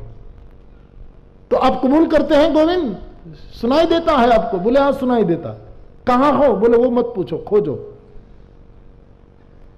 अभी अधिकार पूरा नहीं हुआ, खोजो, मैं सुनता हूं। तो आपके चरण कमल हैं? बोले निशंक, 100%, बात ठीक है, कमल है। गोपीजनों ने दूसरा प्रश्न पूछा, कमल का जन्म स्थान, कमल का निवास स्थान कहां है? बोले सरोवर में। आप बताइए, कमल का निवास स्थान, जन्म स्थान कहां है? तो कृष्ण ने अस्तित्व से जवाब दिया, सरोवर में। गोपियों ने कहा, सही जवाब, बिल्कुल ठीक जवाब है आपका। तो आप ये यकीन करते हैं गोविंद कि कमल सरोवर में ही होते हैं, वन में नहीं होते। वन में कमल का होना है तो वन में सरोवर अपेक्षित है। बिना सरोवर कितना की, कोई वृंदावन हो, कोई दंडक वन हो, कोई नैमिष वन हो, कोई भी वन हो, लेकिन यदि कमल को निर्माण करना है, कमल का अस्तित्व रखना है, कमल को यदि होना है, तो वन में भी सरोवर होना चाहिए। आप मानते हैं ये कि कमल के लिए सरोवर आवश्यक? बोले हां बिल्कुल ठीक है, बिना सरोवर कमल नहीं हो सकता। तो ये बात तो ठीक है ना कि कमल सरोवर में होते हैं, वन में नहीं। वन में और पेड़ पौधे होते हैं, कमल नहीं होते, और फूल होते हैं जो जमीन से निकलते हैं। तो कमल सरोवर में होते हैं। आपके चरण कमल है, हमारा हृदय सरोवर है। इस हृदय रूपी सरोवर छोड़कर ये चल यत व्रजान चारयन पशु, ये चरण कमल जो है हमारे हृदय रूपी सरोवर को छोड़कर ये वन में क्यों जा रहे? इसी फरियाद गोपियों की दूसरी पंक्ति में है। चल सियत व्रजान चारयन पशु नलिन सुंदरम नाथ रे पदम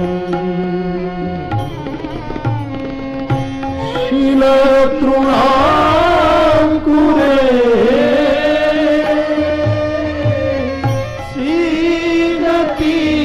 सीदतीतिना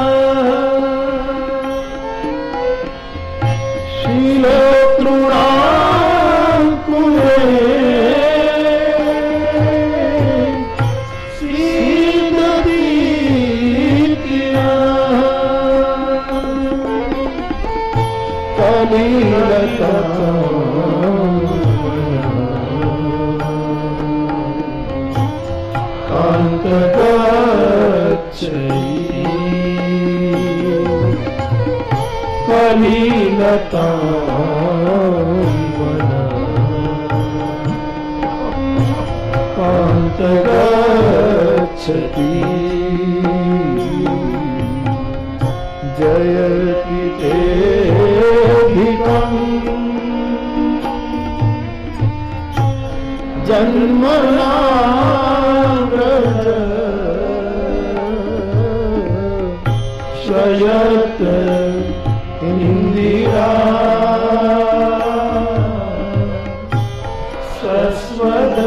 सस्वदत्रही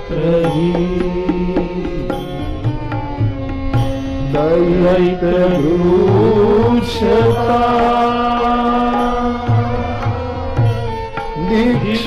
दीक्षुतावता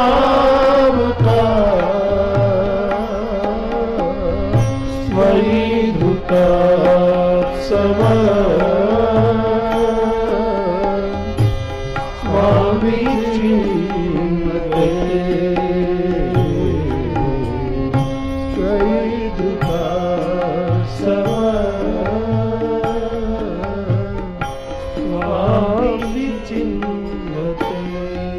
बड़ा मधुर तर्क है गोपी जनों का। हे गोविंद, कमल का निवास और जन्म स्थान सरोवर है, उसको सरोवर में रहना चाहिए।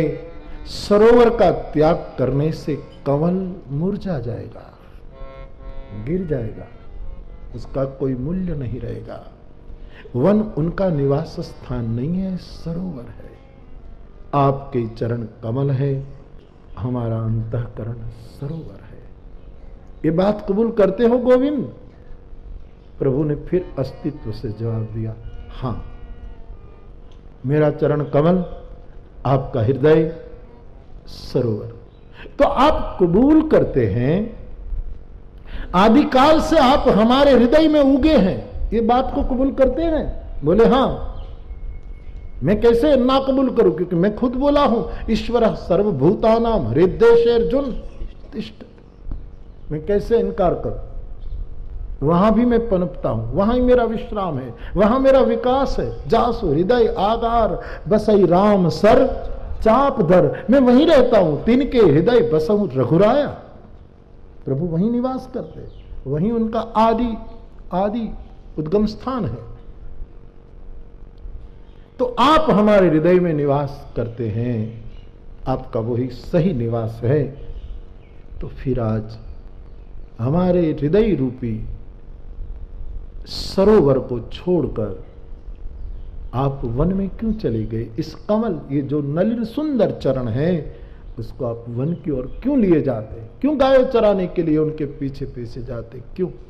अस्तित्व से जवाब आया, गोपी तुम्हारा सरोवर 3 कारण से बिगड़ चुका है। मैं तो अंतःकरण पर काम करता हूं और तुम्हारा अंतःकरण 3 कारणों से मलिन हुआ है।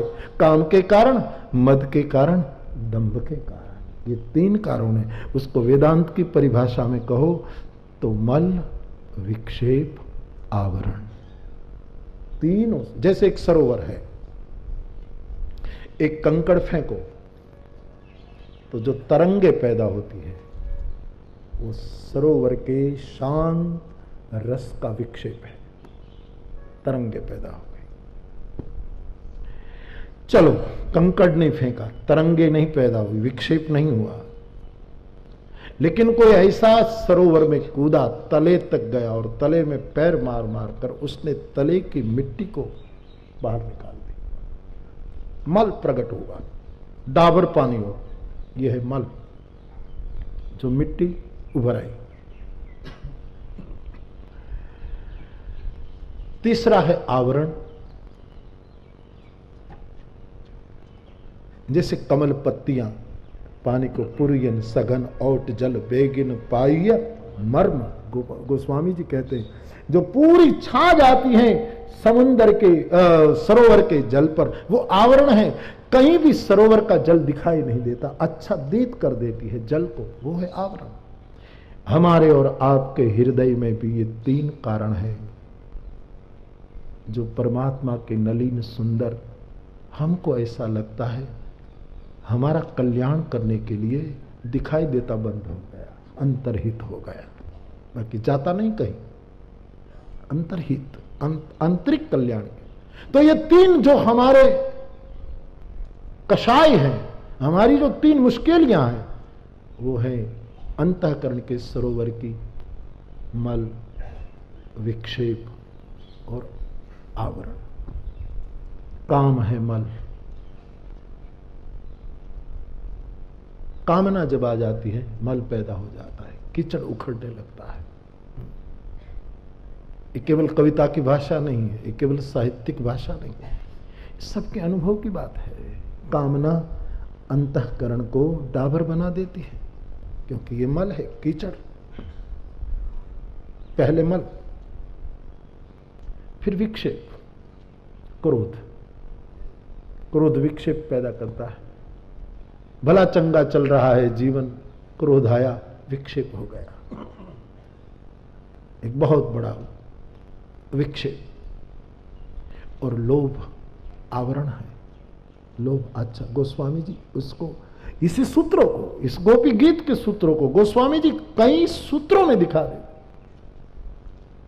दंभ आवरण है। लोभ को इच्छा दंभ बल, काम को केवल नारी, क्रोध को परुष वचन बल, मुनि बर कह विचारी। ये तुलसीदास जी का जवाब है। मल है काम, क्रोध है विक्षेप। लोग कहते ना भाई क्रोध आ गया, विक्षिप्त हो गया, क्या करूं? उस समय जरा संतुलन नहीं रहा, क्रोध ने विक्षिप्त कर दिया। और लोभ आया तो दंभ, लोभी आदमी दंभ करेगा, पर्दा डालेगा, छिपाएगा, जो है वो दिखाई नहीं देगा।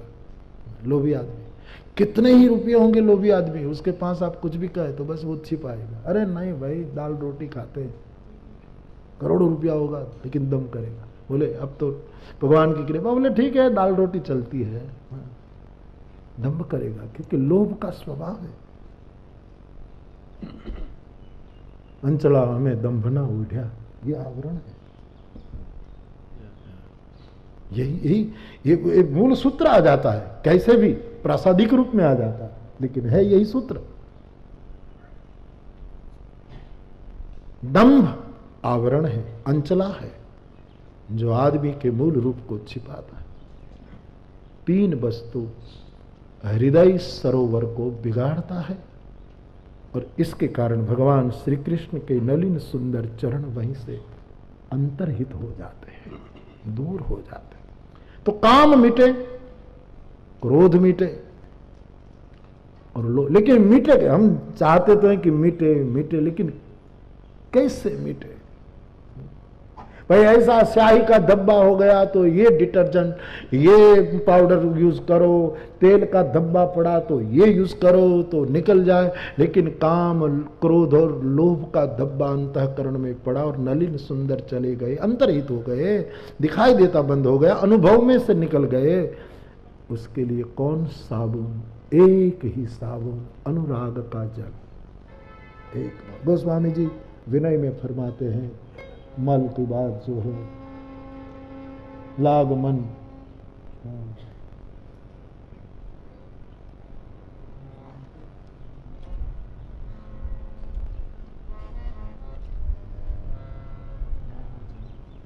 बहुत ही उसके उपाय करो, लेकिन वो मल निकलता नहीं। शास्त्रों में लिखा है कि मलिनता को मिटाने के लिए कुछ साधन है, लेकिन पूर्णतः काम नहीं कर पाते साधन, पूर्णतः इससे सफलता नहीं मिलती।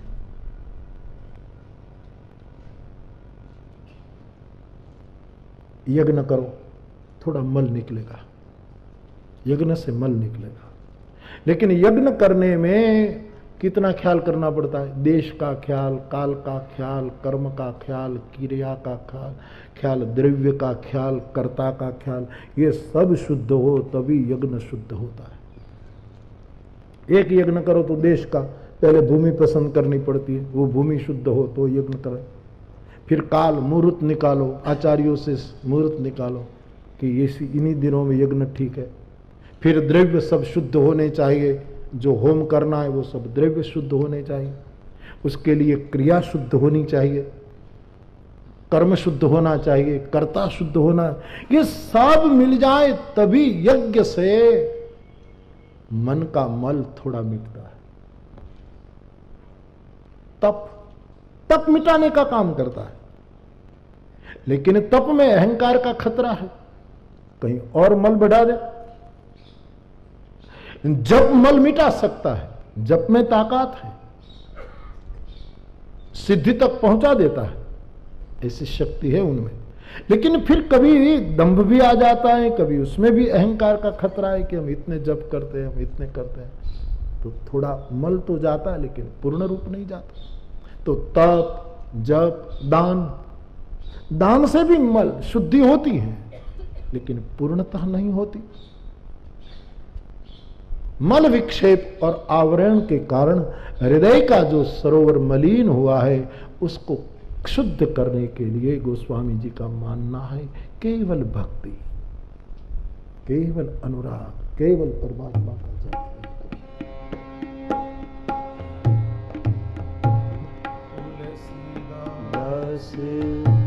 व्रत दान ज्ञान तप सुधि हेतु श्रुति गावे। तुलसीदास व्रत दान ज्ञान तप सुधि हेतु श्रुति गावे।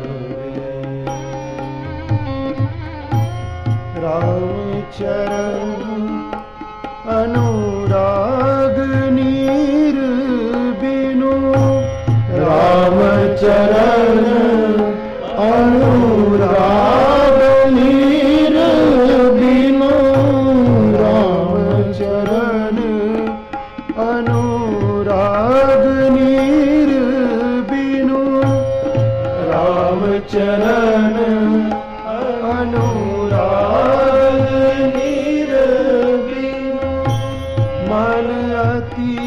नास न पावे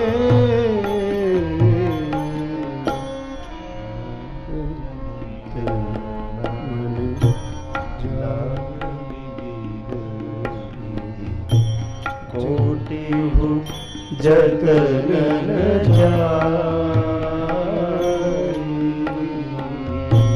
मोह जनित मल लाग विविध।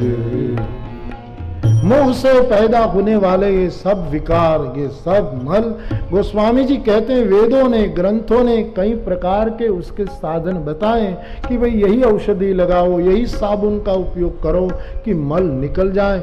लेकिन भगवान के चरणारविंद के अनुराग के निर्मल नीर के बिना ये मैल का अत्यंतिक विनाश नहीं है, आंशिक होता है, अत्यंतिक नहीं हो पाता। पूर्ण रूप में निर्मलता आती है केवल भगवान के चरणों के अनुराग से, भगवान की भक्ति से, अथवा तो भक्ति पैदा करने वाले, विकसित करने वाले और सुरक्षित करने वाले किसी साधन से। भक्ति पैदा हो, भक्ति विकसित हो और भक्ति फिर सुरक्षित रहे, ऐसा कोई साधन का उपयोग हम करें तो ये मल जाए। और ऐसा एकमात्र साधन है भगवत कथा, जो भक्ति को प्रकट करती है, भक्ति को विकसित करती है और भक्ति को सुरक्षित करती है। परमात्मा की कथा के माध्यम से एक घटना घटती है। तो परमात्मा से गोपियों ने जो बात की कि आपके नलीन सुंदर जो चरण है वो सरोवर में रहने चाहिए, हमारा हृदय सरोवर है। प्रभु ने कहा माना, लेकिन उसमें ये 3 प्रकार के दोष आ गए हैं। काम आदि मद दंभ न जाके, न काम रहे न मद रहे न दंभ का आवरण रहे तो मैं वश हो जाऊंगा, मैं दूर हूं ही नहीं। इसी अर्थ में नलिन सुंदर पद का अर्थ समझना चाहिए। चलसिया प्रजा चारयन पशु नलीन सुंदरम नाथ परम शील तृणातुरे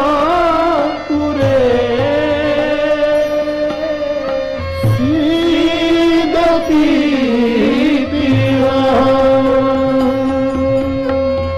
शील तृणातुरे सीदती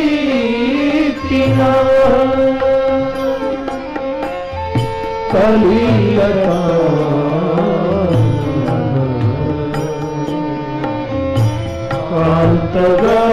कांतगच्छति कलिलता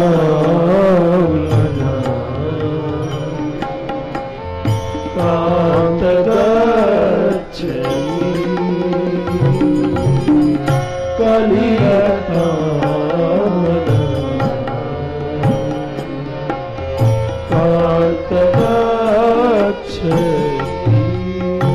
नलिन सुंदरम नाथ ते पदम।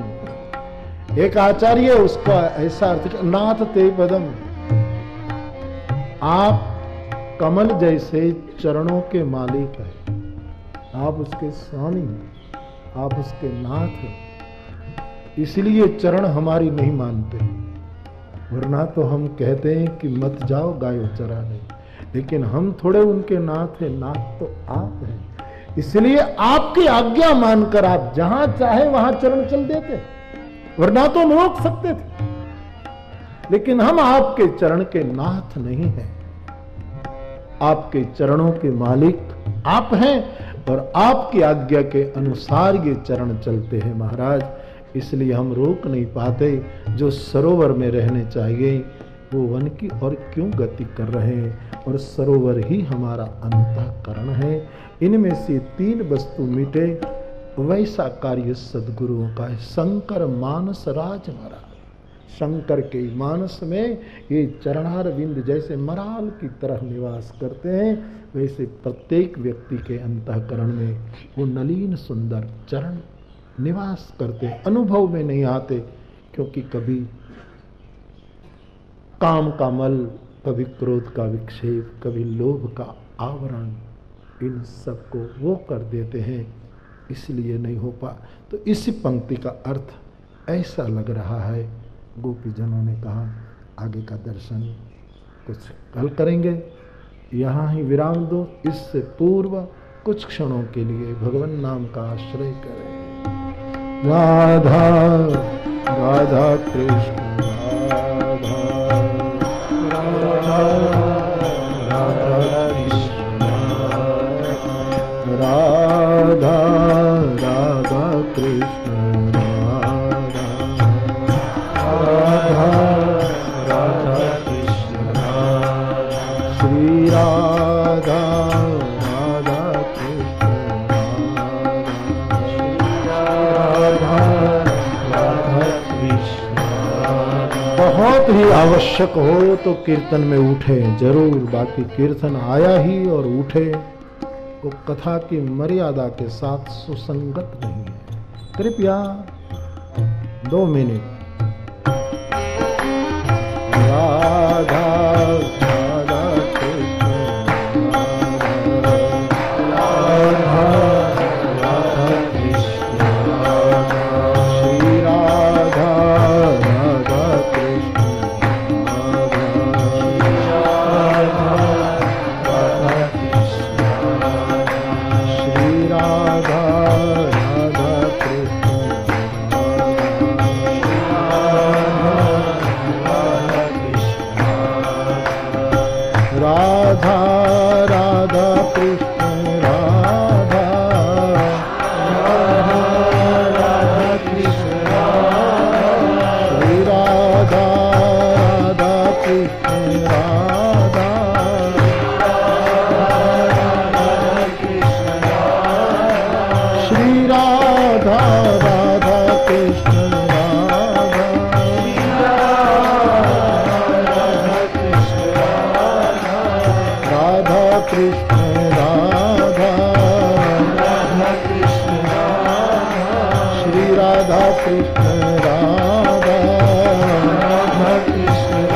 कृष्ण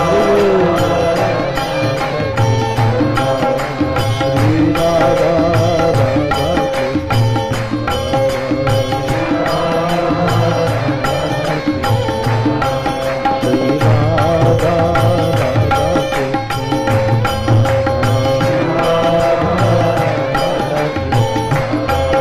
राधा राधा कृष्ण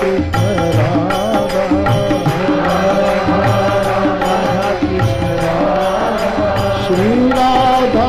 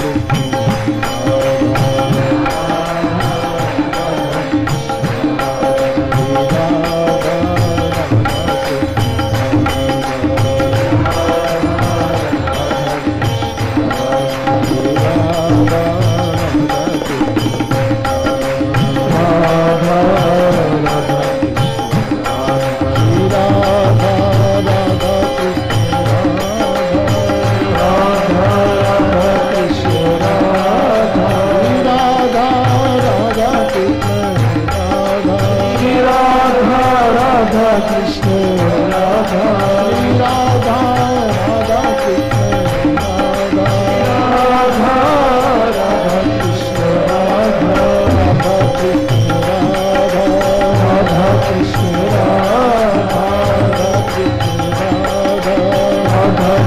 राधा राधा श्री राधा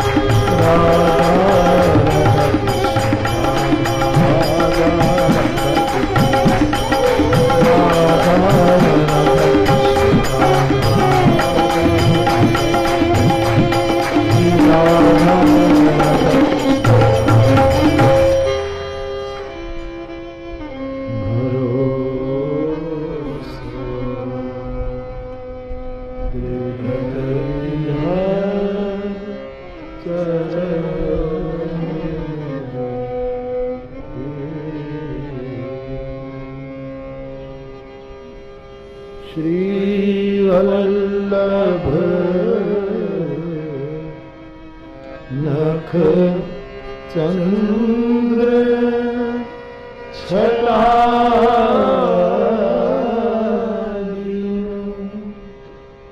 सर्व जग माही अंधेरो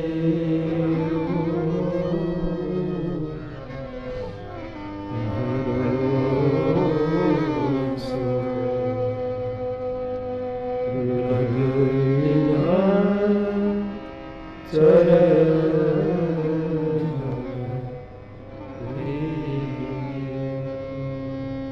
साधन और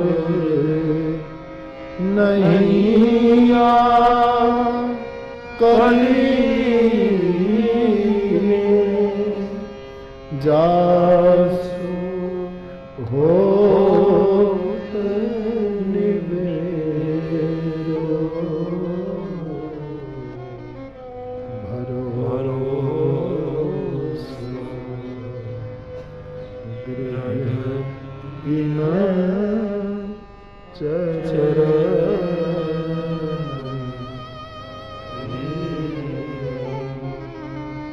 श्री गिरिराज धरती द्वारिकाधीश श्याम सुंदर श्री अम्बे महारानी श्री वल्लभाधीश हरे कृष्णा कृष्णा कृष्णा हरे हरे हरे राम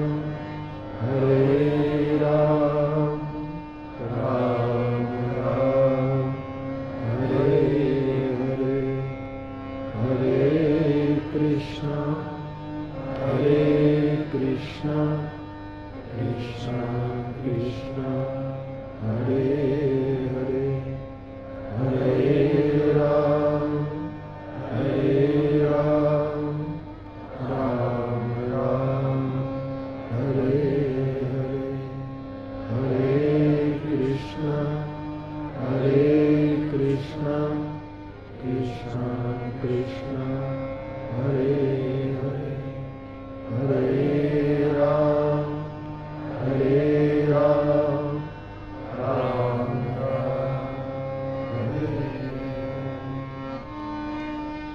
पवन तनय संकट हरण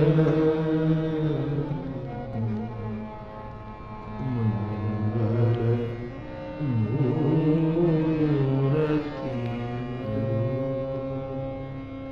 राम लखन सीता सहित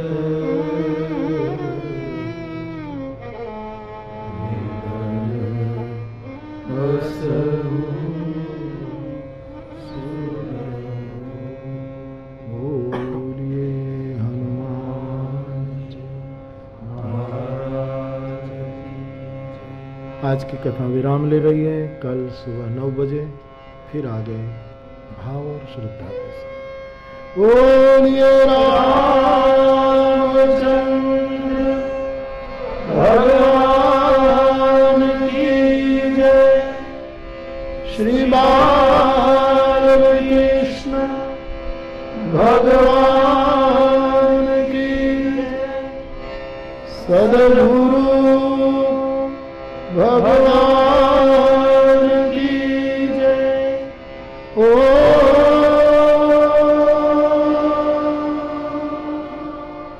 नमः पार्वती पतये हर हर महादेव। जाके